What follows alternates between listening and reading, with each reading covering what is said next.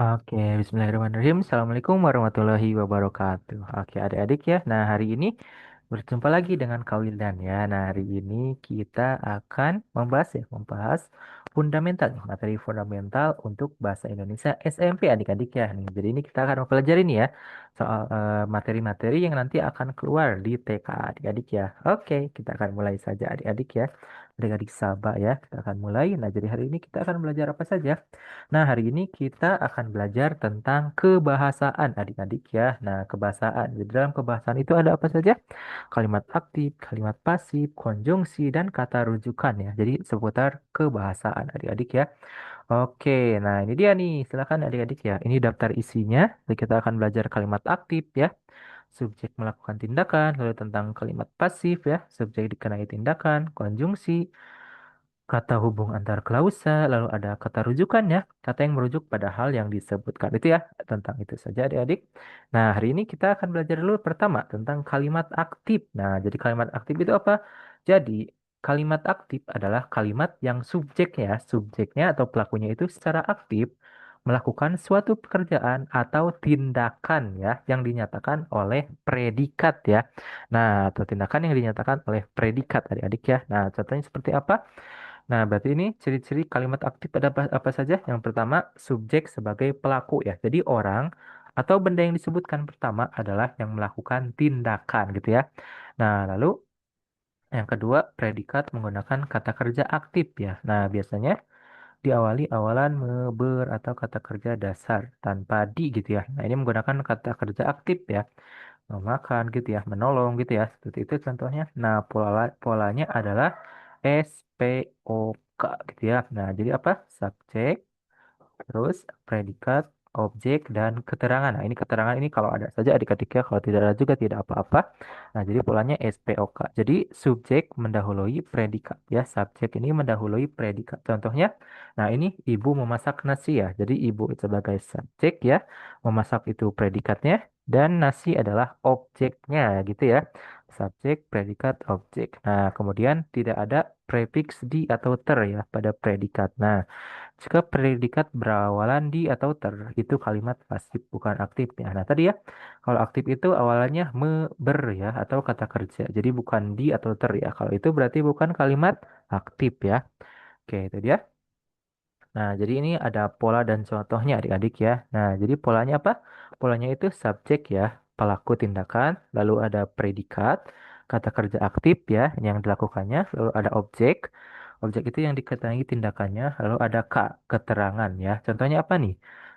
Contohnya adik ya, adik, ayah, atau pak guru kalau subjek. Kalau predikat menendang, memasak, membaca gitu ya.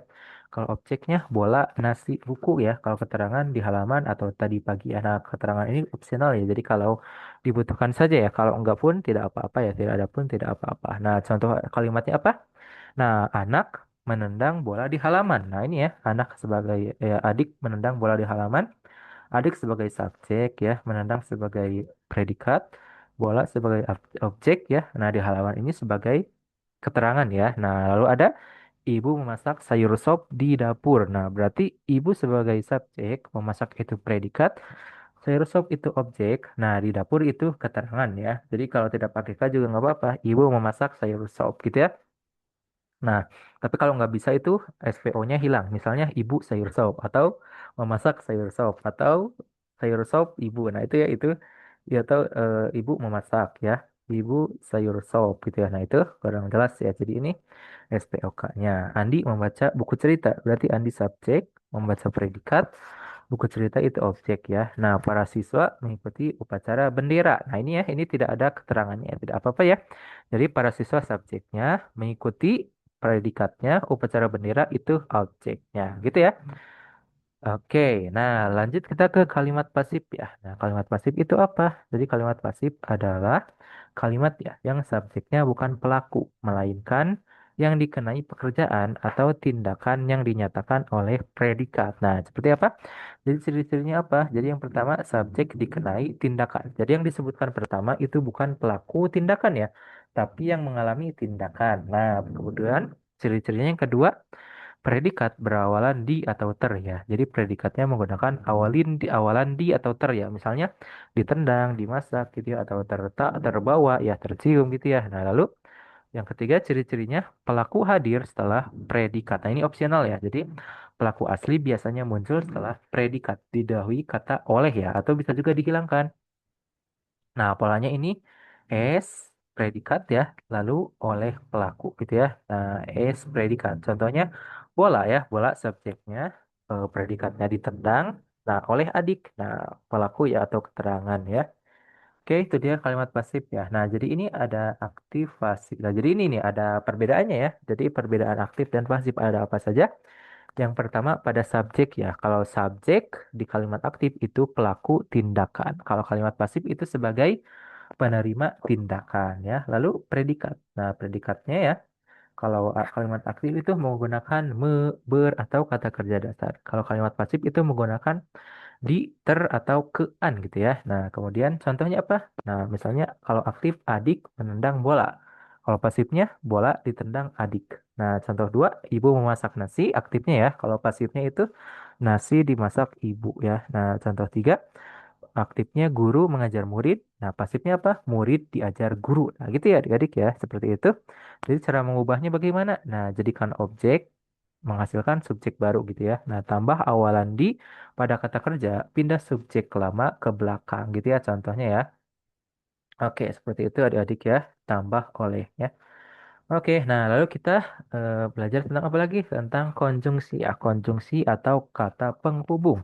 Nah, jadi apa itu konjungsi? Konjungsi adalah kata hubung ya. Kata hubung yang berfungsi menghubungkan kata ya, kata, frasa, klausa, atau kalimat sehingga menjadi satu kesatuan yang padu dan bermakna ya. Nah, jenis-jenisnya ada apa saja? Yang pertama, konjungsi koordinatif ya. Nah, koordinatif itu menghubungkan unsur yang sederajat. Ya. Nah, namanya juga koordinatif ya. Jadi, menghubungkan ya, ada apa saja? Misalnya dan, atau, tetapi, sedangkan, bahkan, melainkan gitu ya. Nah, contoh kalimatnya, Andi belajar dan Budi bermain gitu ya. Jadi, menghubungkan nih, biar enak. Lalu, yang kedua, konjungsi subordinatif ya. Nah, subordinatif itu menghubungkan anak kalimat dan induk kalimat. Nah, ini ya. Contohnya bisa karena, sehingga, agar, jika, ketika, meskipun, walaupun gitu ya. Contohnya apa? Dia menangis karena sangat sedih. Nah, gitu ya. Jadi ini menghubungkan anak kalimat dan induk kalimat. Kemudian ada konjungsi antar kalimat. Nah, jadi menghubungkan kalimat satu dengan berikutnya. Bisa dengan oleh karena itu, namun selain itu, dengan demikian akan tetapi. Contoh kalimatnya apa? Nah, hujan deras. Oleh karena itu, acara ditunda. Nah, gitu ya. Jadi dua kalimat yang berbeda digabungkan ya. Oke. Nah, ini adik-adik ya. Jadi hubungan makna konjungsi gitu ya. Nah, jadi ini apa penambahan ya. Hubungan maknanya yang pertama penambahan. Kalau penambahan bisa pakai dan serta juga ya. Misalnya ia pintar dan rajin gitu ya. Ibu ya apalagi ibu memiliki ibu membeli apel serta wadahnya gitu ya. Nah, ia pintar juga rajin. Nah, bisa juga ya. Nah, ada juga pertentangan.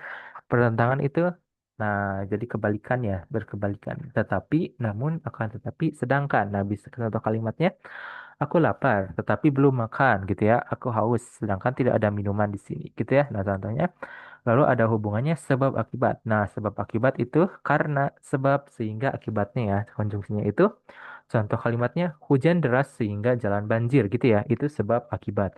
Lalu ada hubungannya tujuan ya. Tujuan konjungsinya itu agar, supaya, untuk ya. Contohnya ia belajar agar lulus ujian gitu ya. Nah, lalu ada syarat. Syarat itu konjungsinya jika, jikalau, apabila, asalkan ya.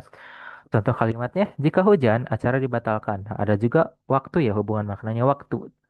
Konjungsinya jika, apa ke konjungsinya itu ketika, saat, sewaktu, setelah, sebelum. Contohnya, ketika hujan, aku di rumah gitu ya. Nah, ketika, saat gitu ya, tentang waktu itu. Lalu ada pilihan. Kalau hubungan makna pilihan itu menggunakan konjungsinya atau, maupun, ataupun gitu ya. Nah, contohnya apa? Kamu mau teh atau kopi gitu ya. Lalu ada hubungan konsensif ya. Konsensif itu apa? Konsensif itu ya ini ya, walaupun ya contohnya itu konjungsinya meskipun, walaupun, biarpun gitu ya. Contohnya meskipun lelah ia tetap belajar gitu ya. Nah, jadi ini Jadi misalnya meskipun tidak punya laptop, ia tetap mengerjakan tugas gitu ya. Meskipun rumahnya jauh, ia tetap datang gitu ya. Jadi ini seperti itu adik-adik ya. Walaupun ya, ia tidak menangis walaupun sangat sedih gitu ya. Contohnya seperti itu. Nah, jadi adik-adik ya. Nah, lalu kita masuk lagi ke materi selanjutnya yaitu kata rujukan ya. Kata rujukan itu apa? Jadi kata rujukan kata yang merujuk ya, kata yang merujuk.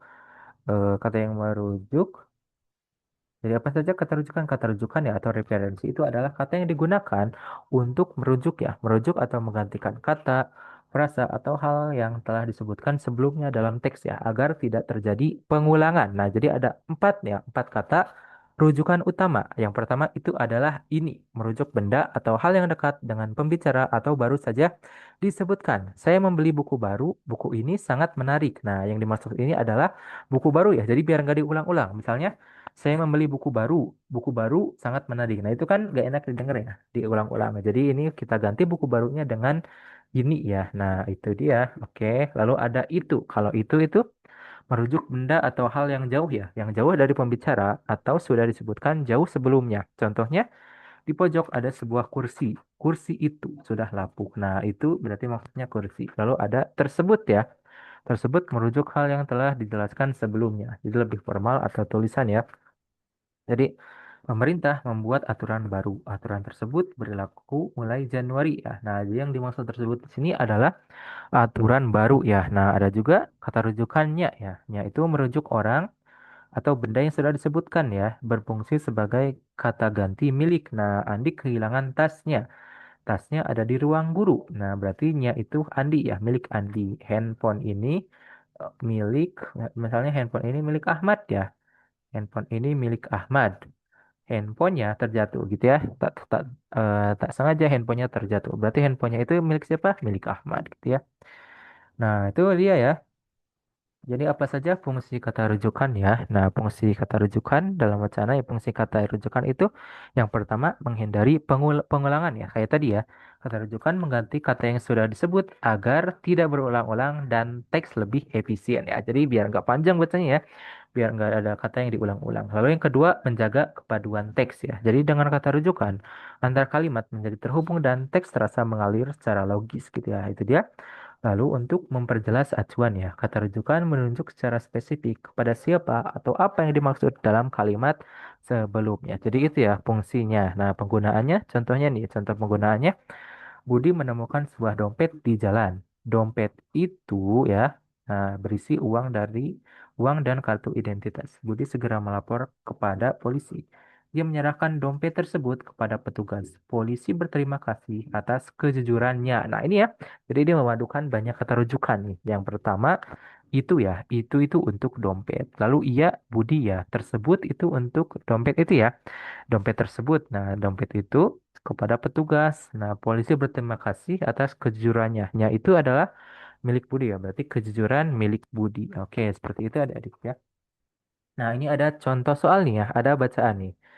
Nah, Pak Hasan menanam pohon mangga di kebunnya. Pohon itu sudah berbuah lebat. Karena buahnya banyak, dia menjualnya ke pasar. Hasilnya digunakan untuk membiayai sekolah anaknya. Pak Hasan tenang meskipun pekerjaan berkebun sangat melelahkan ya. Nah, jadi ini ada beberapa soal adik-adik ya. Nah, coba bukan kalimat aktif dalam teks atas. Tandai subjek, predikat, dan objeknya. Coba ya, mana saja nih yang kalimat aktif? Berarti ini ya. Nah, ini Pak Hasan menanam pohon mangga di kebunnya. Itu ya, itu aktif ya, kan menanam. Berarti Pak Hasan melakukan menanam gitu ya. Ini apa? Pak Hasan sebagai subjek ya. Ini subjeknya. Menanam itu predikatnya ya. Menanam. Lalu pohon mangga itu objeknya. Nah, lalu di kebunnya itu keterangan ya. Keterangan. Oke. Itu terus apa lagi? Nah, iya menjualnya ke pasar gitu ya. Iya menjualnya ke pasar. Nah, berarti ini iya. Iya ya. Iya subjeknya yaitu Pak Hasan. Lalu menjual predikatnya ya, menjualnya ke pasar objek ya, pasar gitu ya adik-adik ya. Oke, nah hasilnya digunakan. Nah itu ya adik-adik untuk nomor satu, nomor dua. Temukan nomor dua dulu. Ubah kalimat ini menjadi pasif. Pak Hasan menanam pohon mangga di kebunnya. Nah, berarti apa nih? Berarti kalau ingin pasif kita pindahkan dulu. Berarti pohon mangga ditanam ya, menanam ubah me jadi di. Berarti ditanam ya. Ditanam berarti pohon mangga ditanam oleh Pak Hasan ya. Pohon mangga ditanam di kebun ya oleh Pak Hasan gitu ya. Seperti itu ya. Jadi pohon mangga ditanam ya. Pohon mangga ditanam di kebunnya. Pohon mangga ditanam oleh Pak Hasan di kebunnya gitu ya. Pohon mangga ditanam oleh Pak Hasan ya di kebunnya gitu adik-adik ya. Oke, seperti itu contohnya. Yang ketiga, temukan semua konjungsi dalam teks. Sebutkan jenis dan makna hubungannya. Nah, apa saja? Yang mana saja nih ya? Nah, yang mana saja nih kita lihat ya untuk ininya ya, untuk jenis konjungsinya dalam teks ada apa saja adik-adik? Nah, kita lihat ya, konjungsinya dalam teks ada apa saja? Yang pertama ada karena ya, karena itu hubungan adik-adik ya. Nah, oke. Nah, jadi karena itu hubungan sebab akibat, lalu ada untuk. Untuk itu hubungan tujuan, lalu ada meskipun ya. Meskipun itu hubungan konsesif atau pertentangan. Nah, jadi ada tiga konjungsi adik-adik ya. Tiga konjungsi subordinatif ya. Ada karena, untuk, dan meskipun gitu ya. Ada hubungan sebab akibat, hubungan tujuan, dan hubungan konsesif adik-adik ya. Oke, nah sekarang kata rujukan. Yang mana kata rujukan berarti yang mana saja nih? Nah, ini kebunnya, berarti kebunnya itu kebun Pak Hasan. Nah, karena buahnya, berarti buah milik Pak Hasan. Nah, terus ada apa lagi? Dia menjualnya. Nah, menjualnya berarti apa? Menjual buah milik Pak Hasan ke pasar. Hasilnya, berarti hasilnya hasil panen Pak Hasan, hasil pohon Pak Hasan. Membiayai sekolah anaknya Pak Hasan. Nah, udah ya. Berarti itu adik-adik ya. Jadi ini adanya ya adik-adik ya. Jadi kata rujukannya di sini adanya ya untuk menunjukkan milik Pak Hasan adik-adik ya. Nya. Ada itu. Pertama ada itu merujuk pohon mangga. Lalu ada nya pada buahnya ya merujuk pohon mangga Pak Hasan. Iya merujuk pada Pak Hasan. Hasilnya merujuk pada hasil penjualan. Wah, adik-adik ya. Oke, seperti itu. Nah, ini ada contoh soalnya adik-adik ya. Nah, silakan nih ada latihan soalnya. Jadi ini ada teks nih. Nina membaca buku di perpustakaan. Buku itu dipinjamnya kemarin. Karena ia sangat tertarik, Nina tidak terasa membacanya hingga sore. Akhirnya buku tersebut selesai dibaca. Nina senang meskipun matanya letih. Nah, ini ya. Jadi ini ada soalnya adik-adik. Nomor satu, temukan dua kalimat aktif. Tuliskan, tandai, tuliskan dan tandai SP dan O masing-masing. Yang kedua, temukan dua kalimat pasif. Jelaskan ciri yang membuatnya pasif. Yang ketiga, ubah kalimat menjadi pasif. Nina membaca buku di perpustakaan. Nah, ubah jadi pasif. Yang keempat, temukan semua konjungsi ya. Sebutkan fungsi dan hubungan maknanya. Yang kelima, temukan semua kata rujukan. Apa yang dirujuk ya oleh setiap kata tersebut. Dan yang keenam, buatlah dua kalimat ya. Satu kalimat aktif dan satu kalimat pasif dengan tema memasak. Oke, silahkan dikerjakan adik-adik ya untuk latihan soalnya. Oke, itu ya untuk latihan soalnya adik-adik ya. Nah, itu dia untuk latihan soalnya. Nah, itu ya. Nah, jadi ini kita masuk ke rangkumannya. Jadi hari ini kita belajar apa saja? Nah, kita belajar pertama kalimat aktif ya. Kalimat aktif berarti subjek itu pelaku tindakan. Di awal itu pelaku tindakan. Predikat. Predikat itu berawalan me, ber, atau kata kerja dasar ya. Polanya ini SPOK. Subjek, predikat, objek ya, dan keterangan. Lalu, nah contohnya adik menendang bola. Lalu ada kalimat pasif. Jadi kalau kalimat pasif itu subjek ya. Yang pertama itu penerima tindakannya ya. Predikat berawalan di atau ter. Polanya S, P, plus pelaku ya. S, P, dia diawali oleh di, berawalan di, lalu oleh pelaku ya. Pelakunya boleh ditambahkan oleh dulu ya. Misalnya bola ditendang adik, bola ditendang oleh adik gitu ya. Nah, lalu kita belajar tentang konjungsi. Konjungsi itu kata hubung antar kausa atau kalimat. Nah, jadi ada koordinatif ya, koordinatif yang menggabungkan ya dan tetap atau gitu ya. Lalu ada subordinatif, subordinatif ya sebab akibat ya karena sehingga agar jika lalu ada antar kalimat oleh karena itu namun gitu ya. Nah, lalu ada kata rujukan, kata pengganti agar teks tidak berulang. Ada ini benda dekat atau baru disebut, ada juga itu benda jauh sudah disebut. Ada juga tersebut ya, yang hal yang dijelaskan dan ada juga nya itu untuk milik ya. Oke, cukup sekian adik-adik ya untuk pembahasan hari ini ya. Jangan lupa nanti dicatat ya, boleh dicatat. Kalau ada yang pentingnya adik-adik ya, dicatat yang pentingnya agar lebih paham ya. Lalu kita kerjakan juga latihan soalnya tadi adik-adik ya. Oke, cukup sekian pertemuan hari ini dengan kalian adik-adik ya. Semangat terus belajarnya. Nah, kita bertemu lagi di video-video pembelajaran selanjutnya. Assalamualaikum warahmatullahi wabarakatuh.